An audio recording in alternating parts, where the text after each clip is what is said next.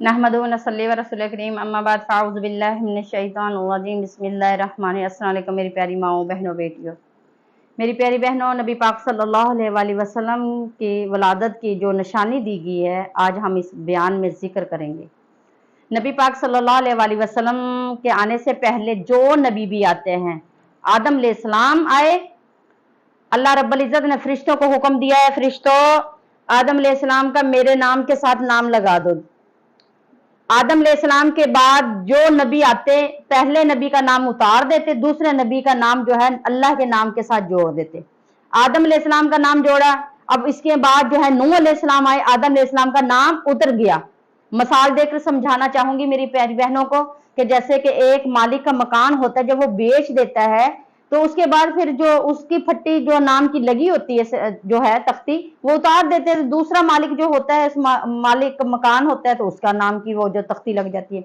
इसी तरह जो नबी आते हैं तो वो अल्लाह के फरिश्तों को हुक्म था कि फरिश्तों इस नबी का नाम मेरे नाम के साथ जोड़ दो।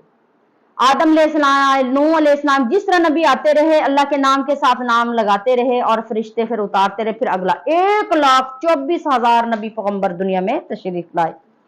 जब मोहम्मद मुस्तफ़ा सल्लल्लाहु अलैहि वसल्लम के आने का वक्त हुआ तो फरिश्तों ने पूछा, या अल्लाह, ये जो नबी आ रहे हैं, आपके प्यारे महबूब आ रहे हैं, इसके बाद किसका नाम लिखा जाएगा आपके नाम के साथ? मेरे अल्लाह रब्बुल इज़्ज़त अरशाद क्या है, फरिश्ता याद रखना कि जितने नबी गुजर चुके हैं, मतलब 1,24,000 नबी पैगंबर आए और मेरे नाम के साथ उनका नाम लिखा गया, उनका नाम उतारा गया। जो अब मेरे नबी आने वाले हैं उसका नाम मोहम्मद मुस्तफ़ा सल्लल्लाहु अलैहि वसल्लम का नाम मेरे नाम के साथ इस तरह जोड़ दीजिए।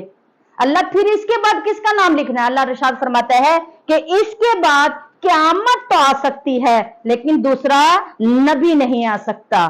जिस रब ने अपने नबी को इतना दर्जा दिया है कि इसके बाद कोई नबी नहीं आएगा, क्योंकि यही पहला और आखिरी रसूल है, यही तो शान वाला मोहम्मद मुस्तफ़ा है। अल्लाह रब्बुल इतना हमारे नबी को जो है इज्जत अता की है और नबियों का नबी अमाम बनाकर भेजा गया है। हम क्यों ना उस नबी की वलादत का जश्न मनाएं।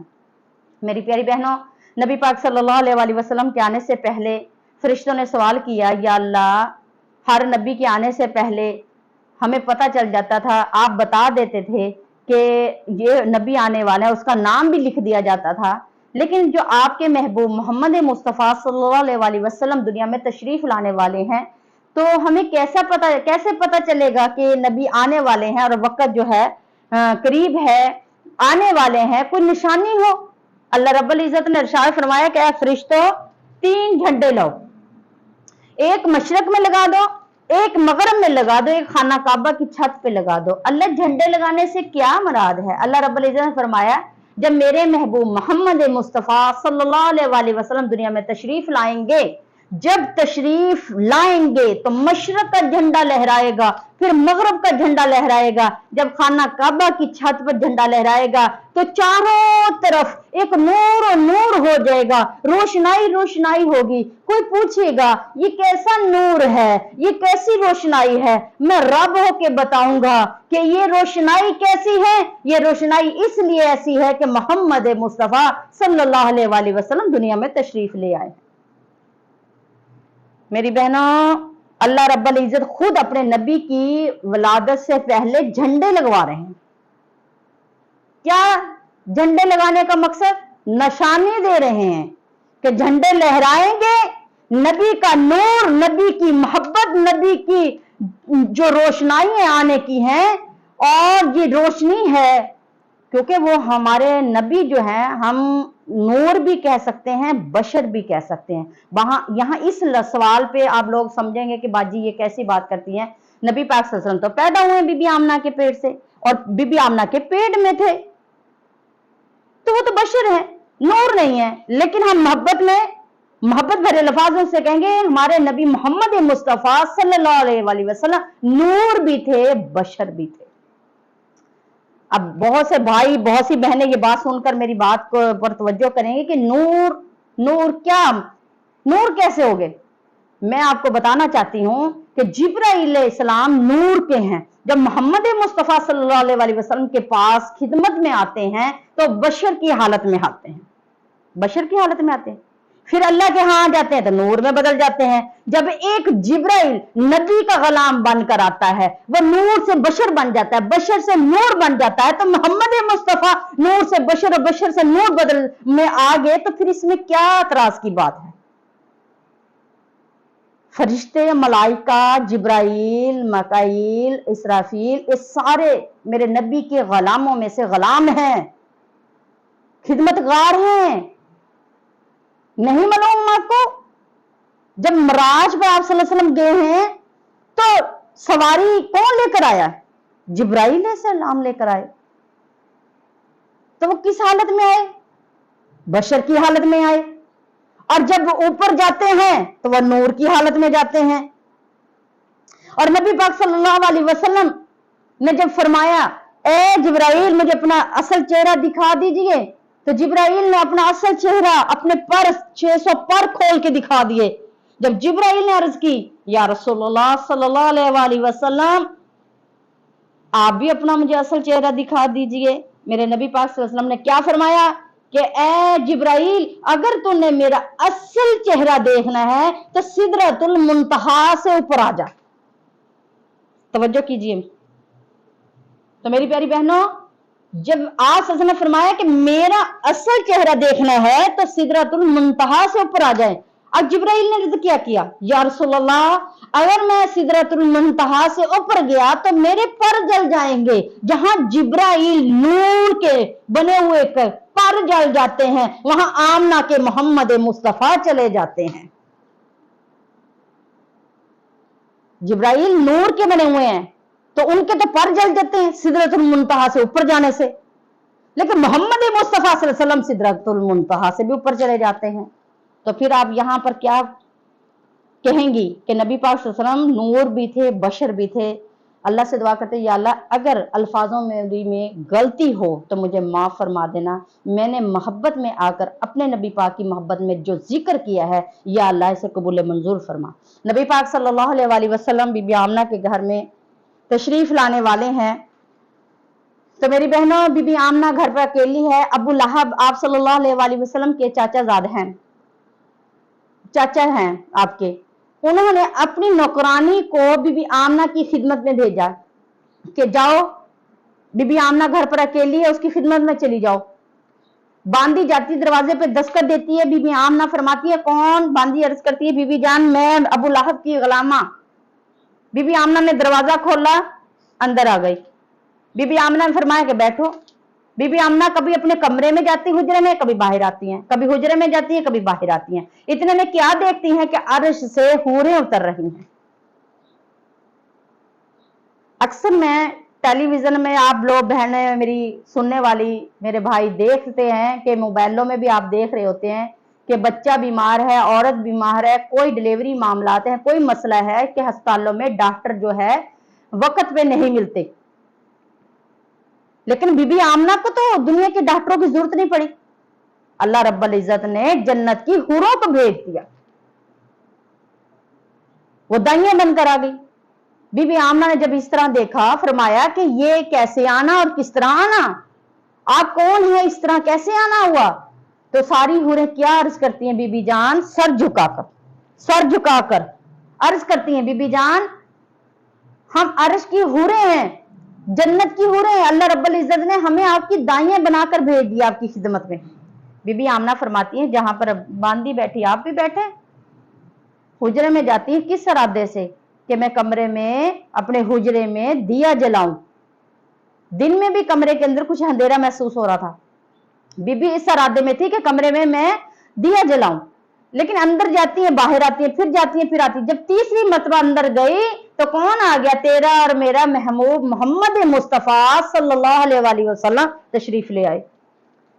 अबू लहब की बांदी जो सबसे पहले आई थी, उसको पता था कि कमरे में अंधेरा। बीबी आमना बार बार दिया जलाने का इरादा करती, लेकिन जला नहीं रही। फिर हुरें आ गई, फिर अपा अंदर जाती हैं तो कौन आ गया? पूरी कायनात का रहमतुल आलमीन आ गया।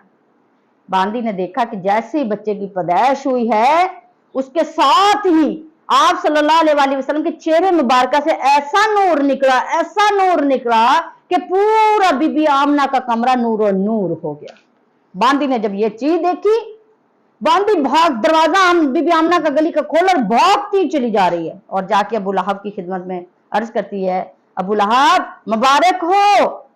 अबू लहब ने अर्ज किया, अबू लहब ने फरमाया कि किस चीज की मुबारक?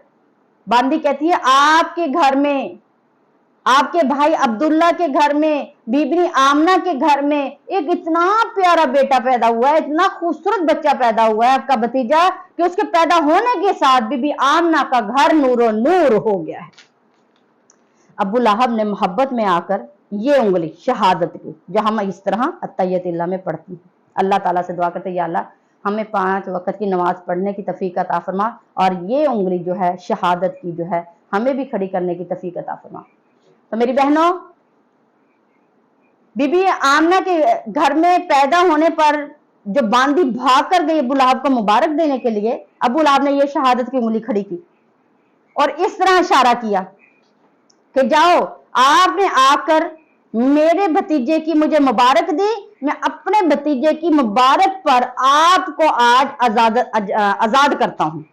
बांदी ने जब ये बात सुनी तो वो भागती जा रही है और पीछे मुड़ मुड़ के कह रही, वाह वाह कैसा बच्चा आया, सोना लाल आया, बच्चा नहीं आया सोना लाल आया, बच्चा नहीं आया सोना लाल आया। भाई ऐसा लाल आया कि जिसने मुझे भी आजाद करवा दिया।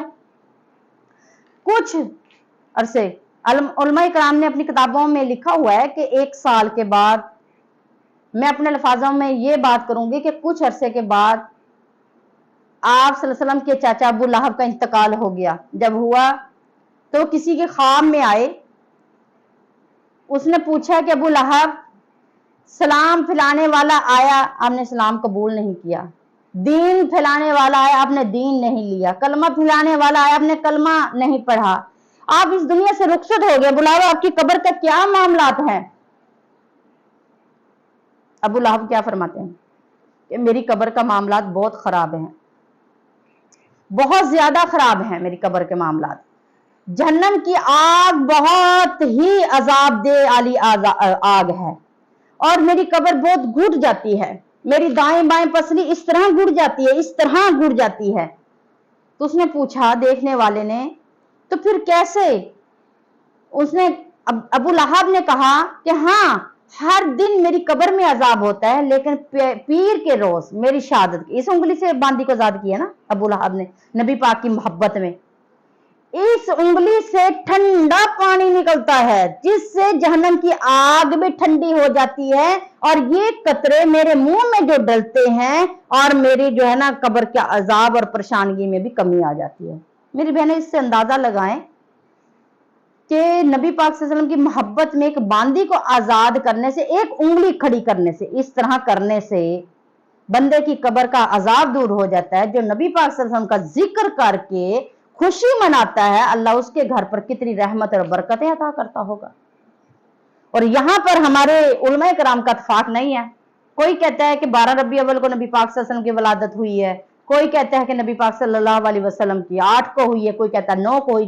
भाई कितने दिन को भी, तारीख को भी हुई है, लेकिन हम 12 रबी अव्वल को पीर के रोज मोहम्मद मुस्तफ़ा सल्लल्लाहु अलैहि वसल्लम का वलादत का दिन मनाते हैं ताकि अर्श वाला रब भी राजी हो जाए, मदीने वाला मोहम्मद मुस्तफ़ा सल्लल्लाहु अलैहि वसल्लम भी राजी हो जाए।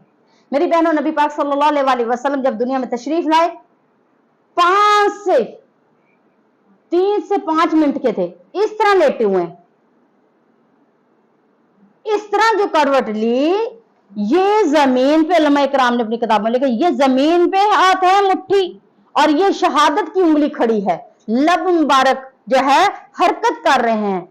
सुनने वालों ने सुना कि आवाज आ रही थी कि मैं आ गया मोहम्मद मुस्तफ़ा अपनी उम्मत को रोशन करने के लिए, जिसने हमें बेहयाई से बचाया, जिसने इस माँ को इज्जत अता की, जिसने इस बेटी के बच्चों की मां बनने के बाद कदमों में जन्नत रखी और हमें मुसलमान बनाया, हमें सीधे रास्ते पे चलना सिखाया, हमें रब के सजदे करने बताए, हमें कुरान की तिलावत करना बताया।